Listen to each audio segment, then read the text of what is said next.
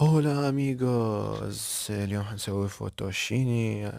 وهنا نسلق الباستا 10 دقيقة حسب ما مكتوب على الكيس مالتها. هنا الدجاج نشوحه يصير هيك بهاي الخطوط رهيبة. ذا جريل الطاوة او حتى طاوة عادية، نحط بالزبد اللي اللي قبل شوية خلينا ثوم او بصل، ونحط لهم نحمسهم، نحط لهم كريمة طبخ، واكيد ملح وفلفل ماما مية يا اهل بايطاليا. ونضيف له هسه مي مال الباستا حتى يصير شوية ثخين هيك رهيب يخبل.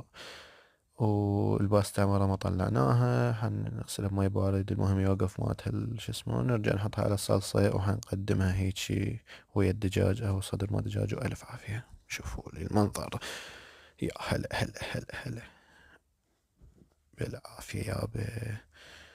هلا شوف السلو موشن، شوف اللعبات، الاخراج، الحركات، شنو هاي علاوي وش تسوي. يلا يابا نودعكم ورا ما نذوق الفوتوشيني. يلا اهجم خويا اهجم، انطلق. اشتي يا الله، لا لا لا لا، شوف الدخان حاره. يلا انا اروح اتريق اتغدى بالعافية.